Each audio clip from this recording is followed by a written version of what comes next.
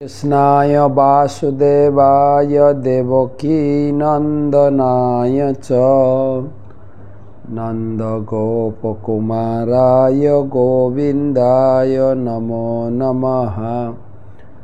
वन्देऽहं श्रीगुरो श्रीयुतपदकमलं श्रीगुरून् वैष्णवांश्च श्रीरूपं साग्रजातं सहगण रघुनाथान्वितं तं सजीवं साद्वैतं सावधूतं परिजनसहितं कृष्णचैतन्यदेवं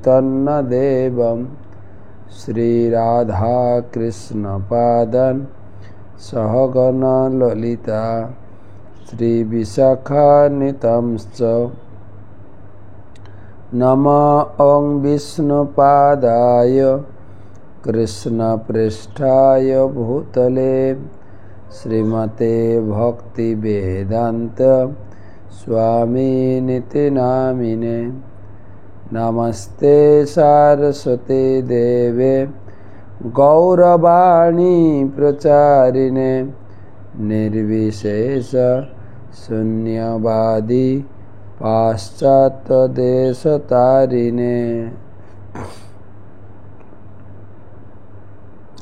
ओम नीलाचल निवासाय नित्याय परमात्मने बलभद्र सुभद्राभ्यां जगन्नाथाय ते नमः। जय श्री कृष्ण चैतन्य प्रभु नित्यानंद श्री अद्वैत गदाधर श्रीवासदि श्री गौरभक्तबिंद। हरे कृष्णा कृष्ण कृष्ण हरे हरे, हरे राम राम राम हरे हरे। ओम नमो भगवते वासुदेवाय, ओम नमो भगवते वासुदेवाय, ओम नमो भगवते वासुदेवाय। नारायणं नमस्कृत्यं नरं चैव नरोत्तमं देवीं सरस्वतीं व्यासं ततो जयम् उदीरयेत्।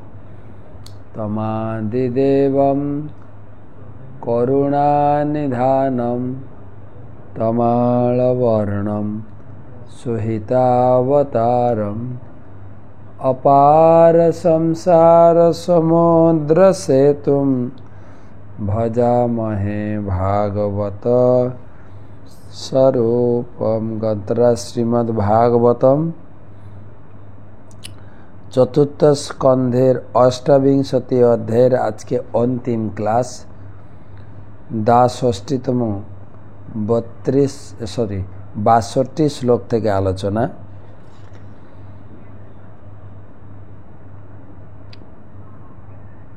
রাজা পুরঞ্জনের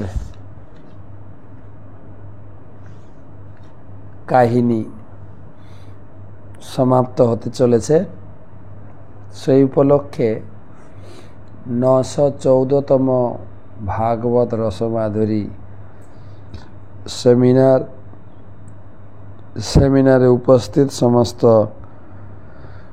ভক্তমণ্ডলী, মমতাময় মাতৃমণ্ডলী সকলকে জানাই কৃষ্ণ প্রীতি শুভেচ্ছা। প্রথমে গুরুপাদ পদ্মে প্রণাম নিবেদন করে তার অহেতুকী আশীর্বাদ প্রার্থনা করি। নমো ওং বিষ্ণু পাদায় কৃষ্ণ প্রেষ্ঠায় ভূতলে শ্রীমতে জয় পতাকা স্বামী নীতি নামিনে। নমো আচার্য পাদায় নিতাই কৃপা প্রদায়িনে। গৌরকথা ধামোদায় নগর গ্রাম তারিণে।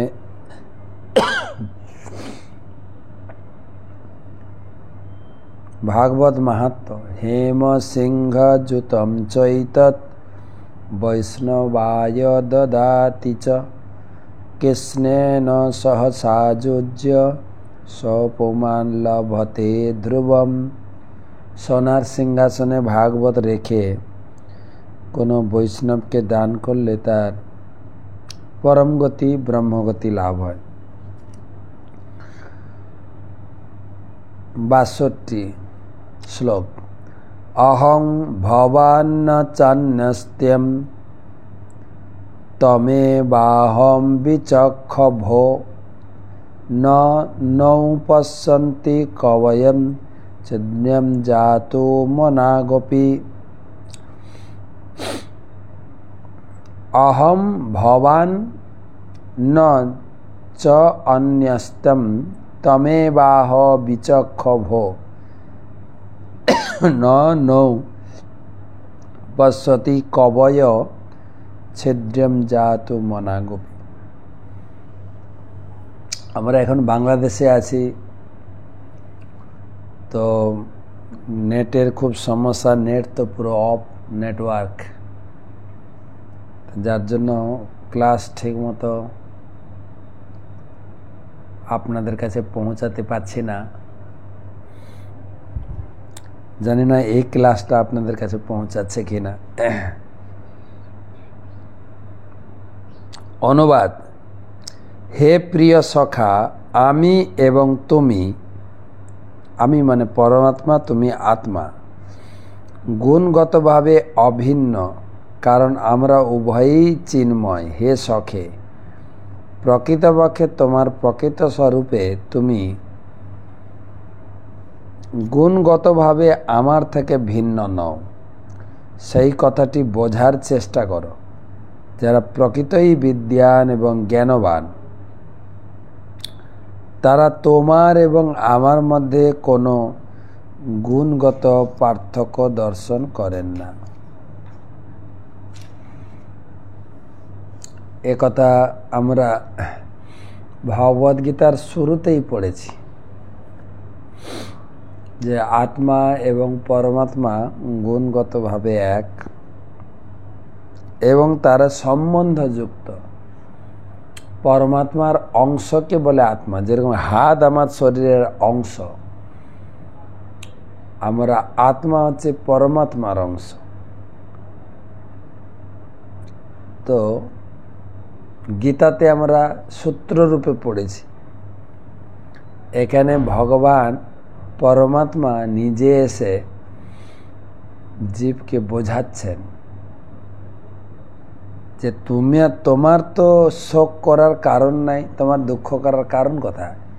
সমান বৃক্ষে পুরুষ নিমগ্ন অনিশয়া সচতি মুহ্যমান। দেহরূপ বৃক্ষে দুটো পাখি বাস করছে, একজন আত্মা এবং পরমাত্মা। জুষ্টম যদা পশ্যত অন্য মিশমস্য মহিমামিতি বিহিত শোক। তুমি যদি দুটো পাখির মধ্যে একটা আত্মা একটা পরমাত্মা, তা আত্মা পাখিটি যদি পরমাত্মার সম্বন্ধে অবগত হতে পারে বিহিত শোক, তাহলে সমস্ত প্রকার শোক মুহ্যমান থেকে মুক্ত হয়ে যাও। তো সেটাই পরমাত্মারূপী ভগবান এসে বোঝাচ্ছেন। ভগবান এবং জীব উভয়ে গুণগতভাবে এক, তাদের মধ্যে কোনো বাস্তবিক পার্থক্য নেই। এখানে বলা হচ্ছে, আবার কেউ যেন মনে না করে জীবই ভগবান, না, গুণগতভাবে এক, পরিমাণগতভাবে ভিন্ন। এটা কেমন? যেরকম পুরো সমুদ্রের জল নোনতা,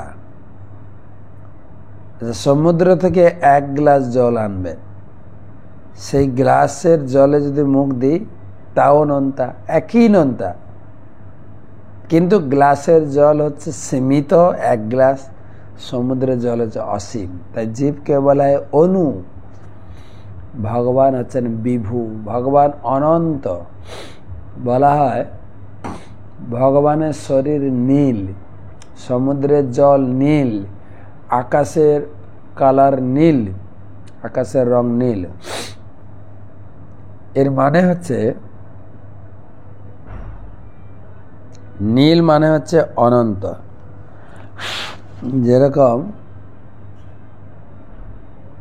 যেরকম বলা যায় আকাশের দিকে তাকাবেন, তার অন্ত খুঁজে পাওয়া যায়।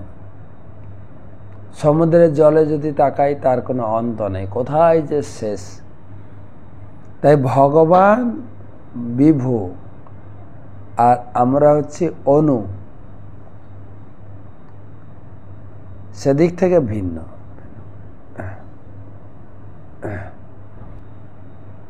তো গুণগতভাবে এক।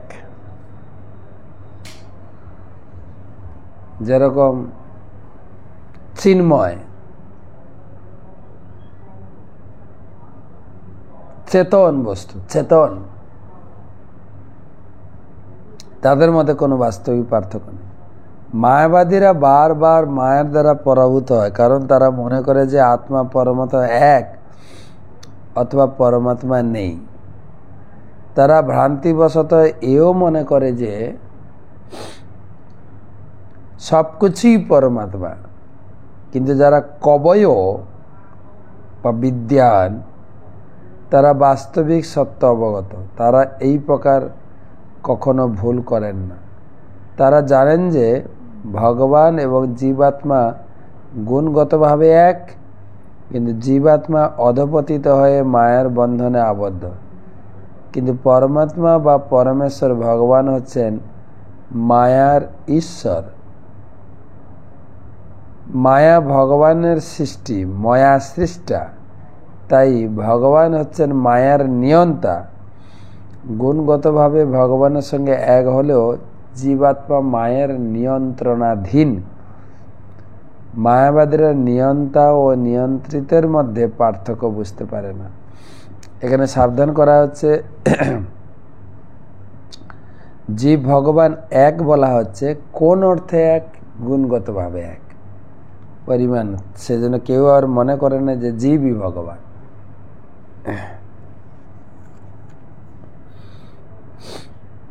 তেষট্টি, ত্রয়োষষ্ঠীতম শ্লোক। যথা পুরুষ আত্মানম একমাদর্শ চক্ষুষ দ্বিধা ভূতমবেক্ষেত তথৈবান্তরমাবয়ো। যথা পুরুষ আত্মানম একমাদর্শ চক্ষুষ দ্বিধা ভূতমবেক্ষেত তথৈবান্তরমাবয়ো। মানুষ যেমন দর্পণে তার নিজের প্রতিবিম্বকে তার থেকে অভিন্ন দর্শন করে, কিন্তু অন্যেরা দুটো শরীর দর্শন করে, তেমনি জড়জাগতিক পরিস্থিতিতে যাতে জীব লিপ্ত হওয়া সত্ত্বেও লিপ্ত নয়, ভগবান ও জীবের মধ্যে পার্থক্য রয়েছে।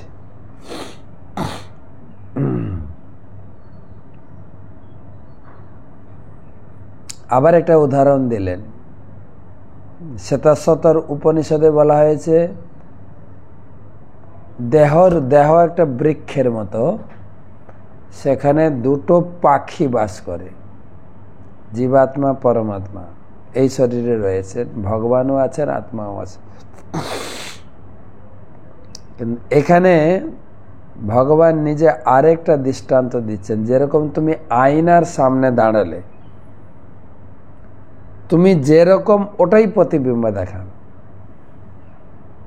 শরীর আর এই প্রতিবিম্বের মধ্যে কোনো পার্থক্য নেই।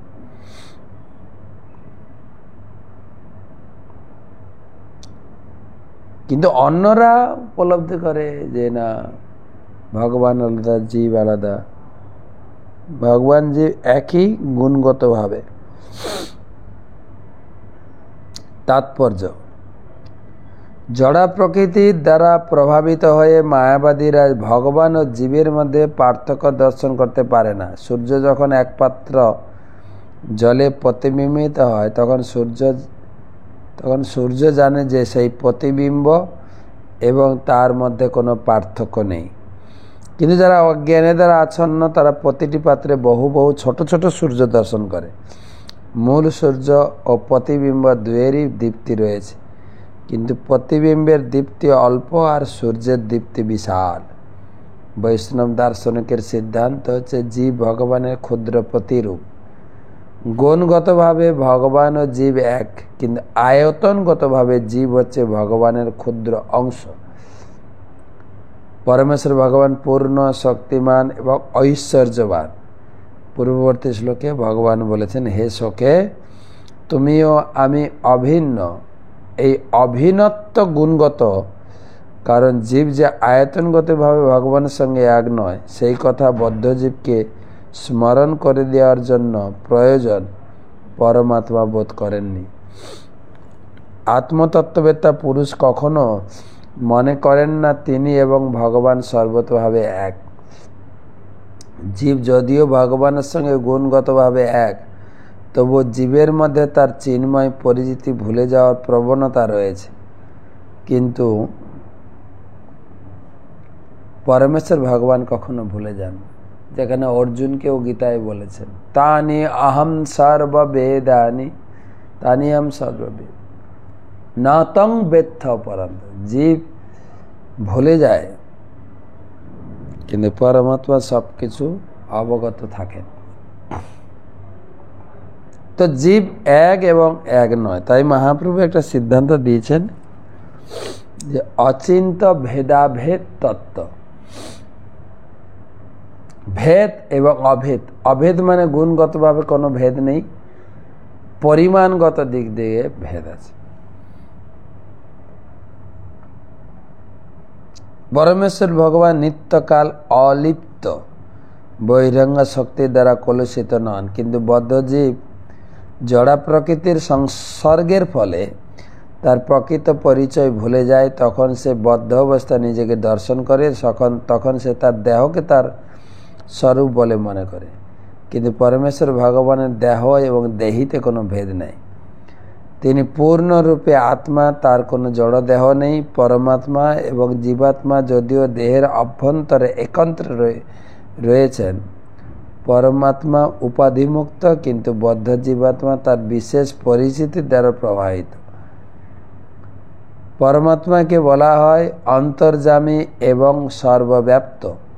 সে কথা প্রতিপন্ন করে ভগবদ্গীতায় 13 অধ্যায়ে 3 শ্লোকে বলা হয়েছে, ক্ষেত্রাঙ্গম চাপি মাং বিদ্ধি সর্বক্ষেত্রেষু ভারত।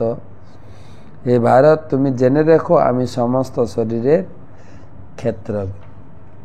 আমি আমার শরীরটা সম্পর্কে জানতে পারি, ভগবান সব শরীর সম্পর্কে জানতে পারে। আমার শরীরে ব্যথা বেদনা হলে আমি উপলব্ধি করি আমার শরীরে ব্যথা হচ্ছে, অন্য শরীরে কি হচ্ছে তা তো আমি জানি না, কিন্তু ভগবান জানেন। এই হচ্ছে পার্থক্য। পরমাত্মা সকলের হৃদয়ে বিরাজমান, কিন্তু জীবাত্মা কেবল একটি বিশেষ শরীরে আবদ্ধ। অন্যের শরীরে কি হচ্ছে তা বুঝতে পারে না, কিন্তু পরমাত্মা জানেন সমস্ত শরীরে কি হচ্ছে। পক্ষান্তরে বলা যায়, পরমাত্মা সর্বদাই তার পূর্ণ চিন্ময় পদে বিরাজ করেন, কিন্তু জীবাত্মার নিজেকে ভুলে যাওয়ার প্রবণতা রয়েছে। তাছাড়া জীবাত্মা সর্বব্যাপ্তও নয়। সাধারণত বদ্ধ অবস্থায় জীবাত্মা পরমাত্মার সঙ্গে তার সম্পর্ক হৃদয়ঙ্গম করতে পারে না, কিন্তু যখন সে বদ্ধ অবস্থা থেকে মুক্ত হয়, তখন সে পরমাত্মার সঙ্গে তার প্রকৃত পার্থক্য দর্শন করতে পারে।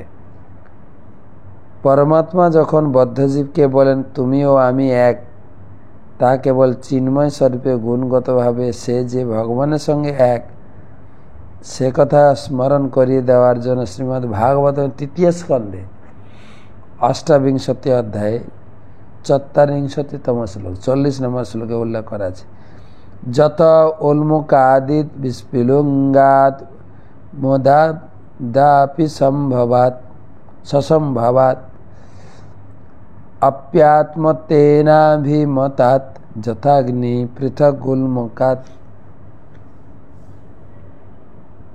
অনেক বড় বড় তাৎপর্য আছে সবগুলো শ্লোকে, কেন তাত্ত্বিক কথা। এর আগে গল্প শুনেছেন, এখন তাত্ত্বিক।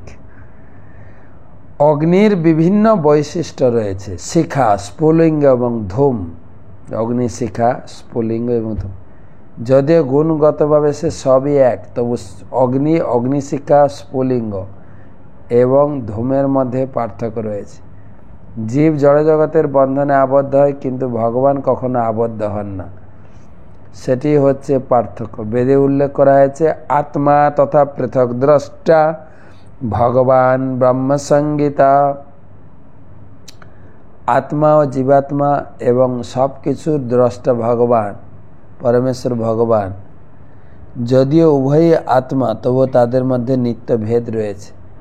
স্মৃতিতে বলা হয়েছে যথাগ্নে ক্ষুদ্রা বিস্ফুলিঙ্গা বচরন্তি।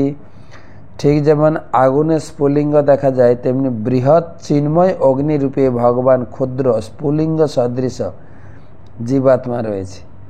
ভগবদ গীতার 9ম অধ্যায় 4th শ্লোকে ভগবান শ্রীকৃষ্ণ বলেছেন মৎস্তানি সর্বভূতানি ন চাহম তেষবস্থিতঃ।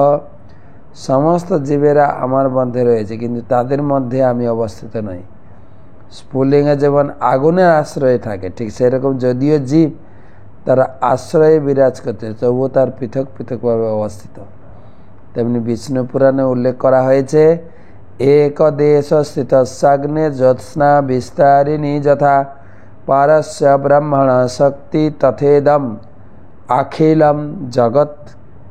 অগ্নি এক স্থানে অবস্থিত হওয়া সত্ত্বেও যেমন তার তাপ ও আলোক বিতরণ করে, তেমনি ভগবান বিভিন্নভাবে তার শক্তি বিতরণ করছেন। জীবেরা তার এমনই একটি শক্তি।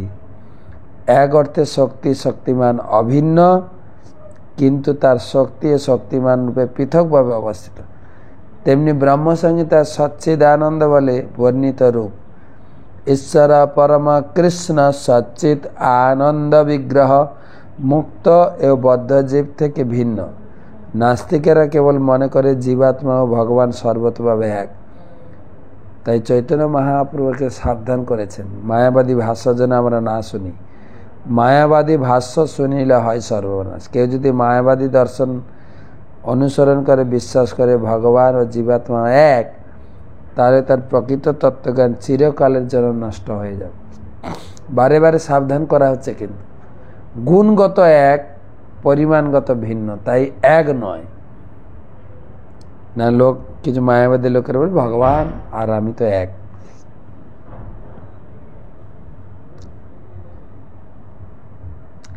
পরের শ্লোক 64। एवं स मनस हंस हंसेन प्रतिबोधितः षष्ठस्तत् व्यभिचारेण नष्ट्यमाप पुनः स्मृतिम्। एवं स मनस हंस हंसेन प्रतिबोधितः षष्ठस्तत् व्यभिचारेण नष्टमाप पुनः स्मृतिम्। আমি শুধু তাৎপর্য পড়ে এই অধ্যায়টাকে শেষ করতে চাইছি, সেই জন্য বেশি ব্যাখ্যা করছি না, তাত্ত্বিক কথা। এইভাবে উভয় হংসই হৃদয়ে বিরাজ করে। একটি হংস যখন অন্য হংসের দ্বারা উপদিষ্ট হয়, তখন সে তার প্রকৃত অবস্থিত হয়, স্বরূপে অবস্থিত, তখন সে তার স্বরূপে অবস্থিত হয়।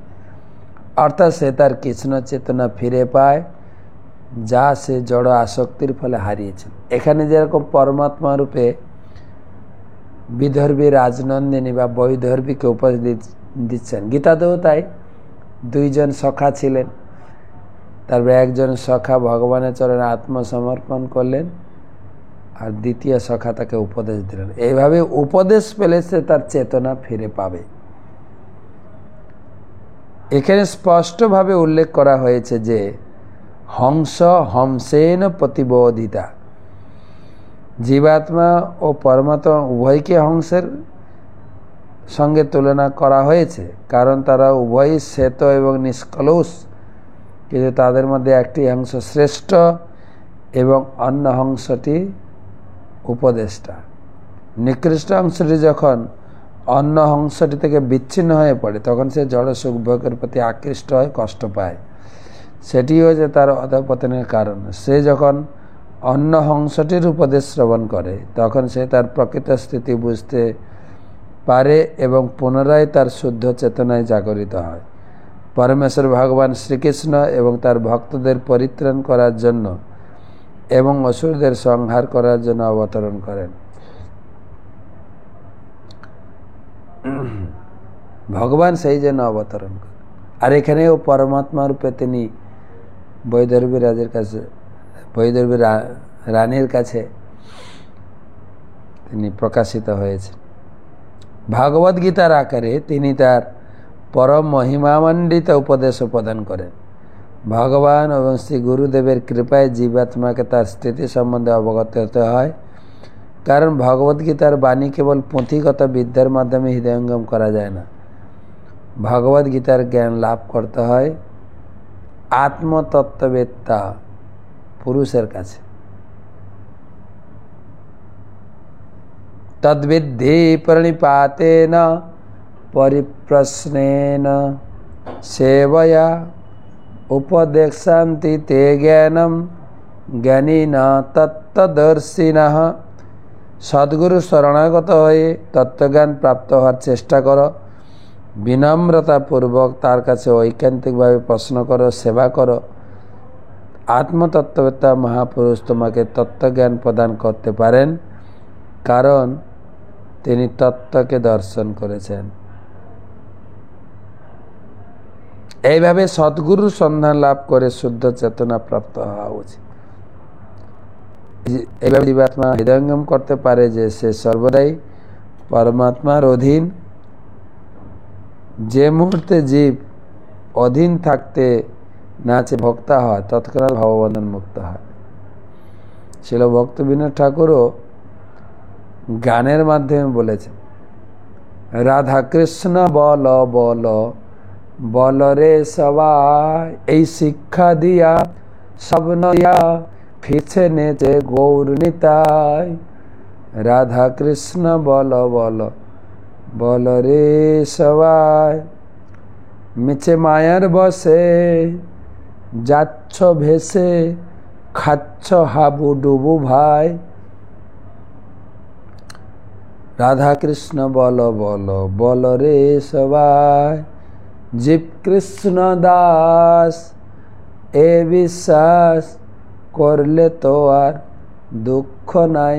আমার গুরু মহারাজের এই গানটা খুব প্রিয়। কৃষ্ণ বলবে যবে পুলক হবে, ঝরবে আঁখি ঝরবে আঁখি বলি তাই। রাধা কৃষ্ণ বল বল বল রে সবাই। কৃষ্ণ বললে আনন্দে চোখে জল চলে আসে। রাধা কৃষ্ণ বলো সঙ্গে চলো, এই মাত্র ভিক্ষা চাই। যাই সকল বিপদ ভক্তি বিনোদ বলেন যখন ও নাম। রাধা কৃষ্ণের নাম নিলেই সমস্ত বিপদ থেকে মুক্ত। তৎক্ষণাৎ তার ভববন্ধন মুক্ত হয়। যখন সে প্রভু হওয়ার এবং ভোক্তা হওয়ার মনোভাব পরিত্যাগ করে, তখন সে মুক্ত অবস্থা প্রাপ্ত হয়। এই শ্লোকে শাস্ত্র শব্দটির অর্থ স্বরূপে অবস্থিত অত্যন্ত তাৎপর্যপূর্ণ। যখন মানুষ তার প্রভুত্বের অবাঞ্ছিত মনোবৃত্তি অর্জন করে, তখন তার স্বরূপে অবস্থিত হয়। তদ্ব্যভিচারেণ শব্দটি তাৎপর্যপূর্ণ, কারণ তা সূচিত করে যে কেউ যখন ভগবানের অবাধ্য হওয়ার ফলে ভগবান থেকে বিচ্ছিন্ন হয়ে যায়, তখন তার চেতনা হারিয়ে যায়। যেরকম দাউ দাউ করে আগুন জ্বলছে, একটা আগুন স্ফুলিঙ্গ যদি আগুন থেকে আলাদা হয়ে যায়, সঙ্গে সঙ্গে নেমে যায়। আমাদের অবস্থাও তাই, ভগবান থেকে আলাদা হয়ে আমাদের চেতনা হারিয়েছি। তাই ভগবান চৈতন্য মহাপ্রভু এসেছেন চেতনা জাগরণ করার জন্য। জীব জাগো জীব জাগো, গোরা চাঁদ বলে, কত নিদ্রা যাহ মায়া পিশাচির কোলে।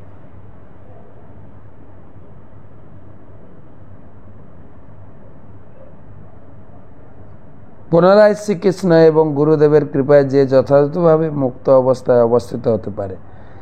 এই শ্লোকগুলি নারদ মুনির উক্তি এবং আমাদের চেতনাকে জাগরিত করার জন্যই তিনি এই কথাগুলি বলেছেন।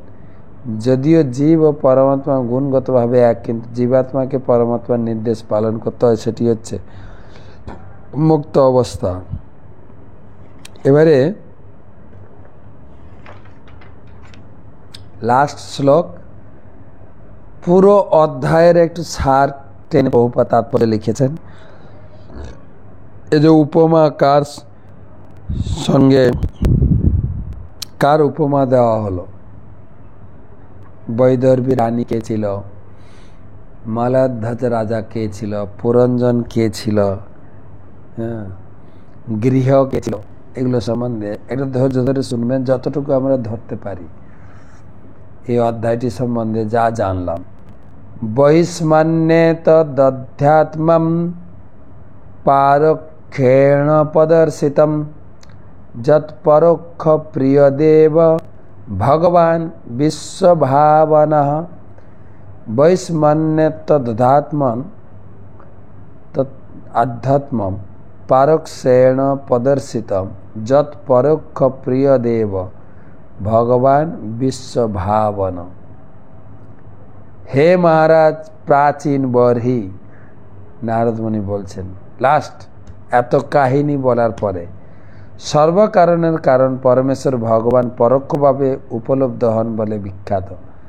তাই আপনার কাছে পুরঞ্জনের কাহিনী বর্ণনা করেছি। প্রকৃতপক্ষে এটি আত্ম উপলব্ধির একটা মহান উপদেশ। আপনি কর্মকাণ্ড পরিত্যাগ করে কেবল ভগবানের সেবা ভক্তি যোগে যুক্ত হন। পুরাণে আত্মোপলব্ধির এই প্রকার অনেক কাহিনী রয়েছে। বেদে উল্লেখ করা হয়েছে পরোক্ষ প্রিয়া ইবহি দেবা। পুরাণে বহু কাহিনী রয়েছে যার উদ্দেশ্য হচ্ছে মানুষকে, সাধারণ মানুষকে আধ্যাত্মিক বিষয়ে উৎসাহিত করা, কিন্তু প্রকৃতপক্ষে সেগুলি বাস্তবিক তত্ত্বের বর্ণনা।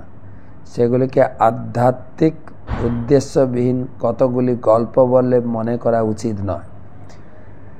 তাদের মধ্যে কতগুলি হচ্ছে ঐতিহাসিক তত্ত্বের বর্ণনা, কিন্তু মানুষের কর্তব্য হচ্ছে কাহিনীর প্রকৃত অর্থ সম্বন্ধে আগ্রহী হয়। কখনো কখনো উপমা দেওয়া হয়, উদাহরণ দেওয়া হয়, গল্পের অবতারণা করা হয়, কিন্তু মূল গল্পের তত্ত্ব বা একটা কথা বলে না মোরালিটি, উপদেশটা গ্রহণ করতে হবে। সাধারণ মানুষের পক্ষে পরোক্ষ উপদেশ হৃদয়ঙ্গ করা সহজ হয়, কোনো গল্প কাহিনী দিয়ে বুঝালে বুঝতে সহজ হয়। প্রকৃতপক্ষে ভক্তিযোগের পন্থা হচ্ছে প্রত্যক্ষভাবে পরমেশ্বর ভগবানের লীলা শ্রবণ করার পন্থা। শ্রবণম কীর্তনম বিষ্ণু। যারা প্রত্যক্ষভাবে পরমেশ্বর ভগবানের কার্যকলাপ সম্বন্ধে শুনতে আগ্রহী নয়, অথবা যারা তা বুঝতে পারে না, তারা নারদ মুনির বর্ণিত এই প্রকার কাহিনী বা নীতিকথা শ্রবণ করে লাভবান হতে পারে। কিছু লোক আছে তাত্ত্বিক কথা সহজে ধরে নেয়, কিছু লোক আছে গল্প দিয়ে, উদাহরণ দিয়ে, উপমা দিয়ে বুঝাতে হয়।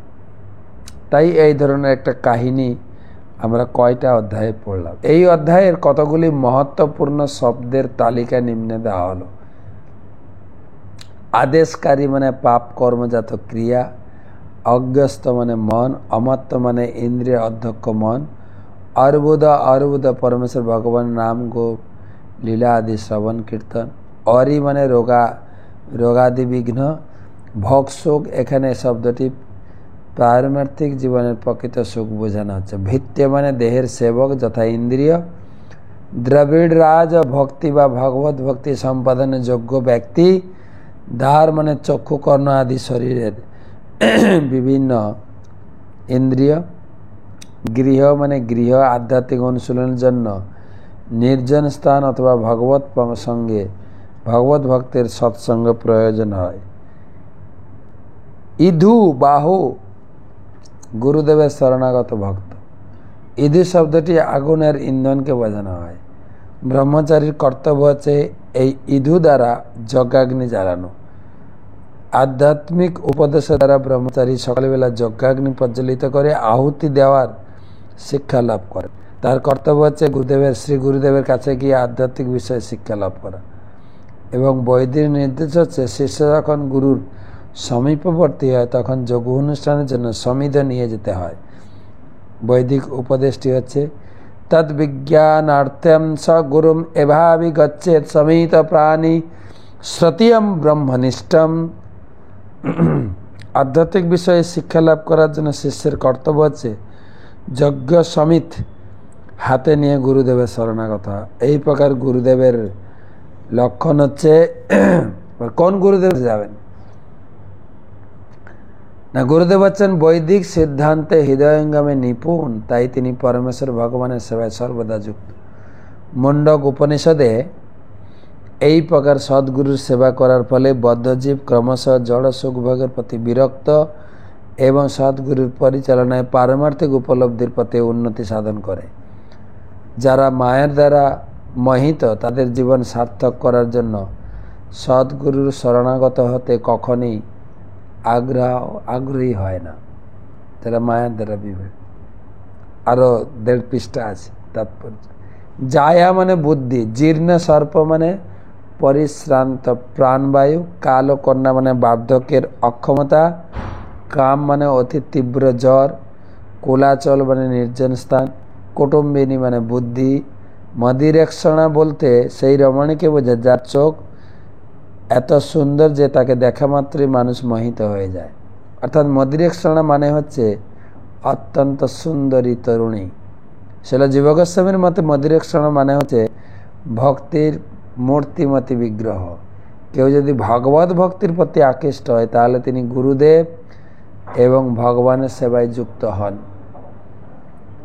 এবং তার ফলে তার জীবন সার্থক হয়। বৈদর্ভী তার পতির অনুগামিনী হয়েছিলেন। তিনি যেভাবে তার পতির সেবা করার জন্য গৃহসুখ পরিত্যাগ করেছিলেন, নিষ্ঠাবান শিষ্যের তেমনি পারমার্থিক জ্ঞান লাভের জন্য শ্রী গুরুদেবের সেবার উদ্দেশ্যে সবকিছু পরিত্যাগ করা কর্তব্য। শিল বিশ্বনাথ চক্রবর্তী ঠাকুর বলেছেন, যস্য প্রসাদাৎ ভাগবত প্রসাদ। কেউ যদি জীবনে প্রকৃত সাফল্য অর্জন করতে চান তাহলে নিষ্ঠা সহকারে শ্রী গুরুদেবের আদেশ পালন করা কর্তব্য। এইভাবে আদেশ পালন করার ফলে পারমার্থিক জীবনে দ্রুত উন্নতি সাধন করা যায়। শিল বিশ্বনাথ চক্রবর্তী ঠাকুর এই উক্তিটি শ্বেতাশ্বতর উপনিষদের উক্তিটির অনুবর্তী। যস্য দেবে পরা ভক্তি যথা দেবে তথা গুরৌ তস্যৈতে কথিতা হি অর্থা প্রকাশন্তে মহাত্মন। যে মহাত্মা ভগবান ও গুরুদেবের প্রতি গভীর শ্রদ্ধাপরায়ণ তার কাছেই কেবল বৈদিক জ্ঞান আপনা থেকেই প্রকাশিত হয়। ছান্দোগ্য উপনিষদে বলা হয়েছে, আচার্যবান পুরুষ বেদ।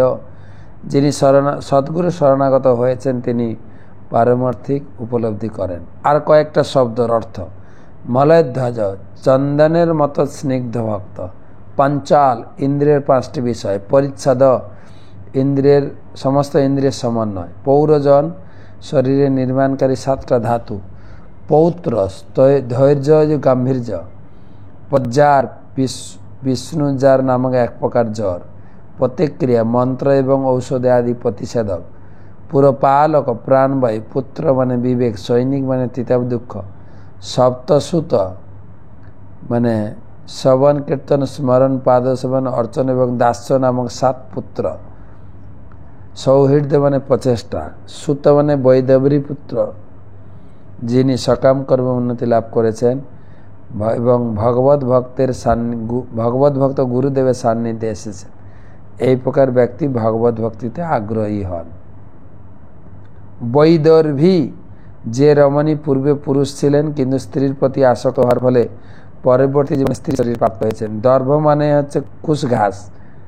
সকাম কর্মে অর্থাৎ কর্মকাণ্ডীয় অনুষ্ঠানে কুশ ঘাসের প্রয়োজন হয়, তাই বৈদর্ভী শব্দটি তাকে বোঝায় যিনি কর্মকাণ্ড পরায়ণ পরিবারে জন্মগ্রহণ করেছেন। কিন্তু কর্মকাণ্ড অনুষ্ঠানের ফলে কেউ যদি সৌভাগ্যবশে ভগবত ভক্তের সান্নিধ্যে আসেন, ঠিক যেভাবে মলধ্বজের সঙ্গে বৈদর্ভীর বিবাহ হয়েছিল, তার ফলে তার জীবন সার্থক হয়। তখন তিনি ভগবত ভক্তির পন্থা অনুসরণ করেন। কেবল সদ্গুরুর আদেশ পালন করার ফলে বদ্ধজীব মুক্ত হতে পারে। বিদর্ভী রাজসিংহ মানে হচ্ছে কর্মকাণ্ড অনুসরণে অত্যন্ত নিপুণ শ্রেষ্ঠ ব্যক্তি। বীর্য মানে কৃপালু, যবন মানে যমদূত। এইখানে ইতি শ্রীমদ্ ভাগবতমে চতুর্থ স্কন্ধে পরবর্তী জন্মে পুরঞ্জনে স্ত্রীত্ব প্রাপ্তি নামক অষ্টবিংশতি অধ্যায়ের ভক্তিবেদান্ত তাৎপর্য। অনেকগুলো শিক্ষা এখানে পেলাম, তবে মূল শিক্ষা ছিল প্রভুপাদ তাৎপর্য দিয়ে গেলেন এই বিষয়টি তখনই উপলব্ধি হবে কেউ যদি সদ্গুরু শরণাপন্ন হয়ে তার সেবায় যুক্ত হয়ে ভগবানের সেবায় যুক্ত হয়, তাহলে উপলব্ধি হবে। তো এই কাহিনী বলার পরে সরাসরি এখন নারদ মুনি এবং প্রাচীন ভবিষ্যতের কাহিনী আমরা পরবর্তী অধ্যায়ে পড়ব। আপনাদের সকলকে ধন্যবাদ, কৃতজ্ঞতা জানাই। এইখানে রাখছি। শুভরাত্রি।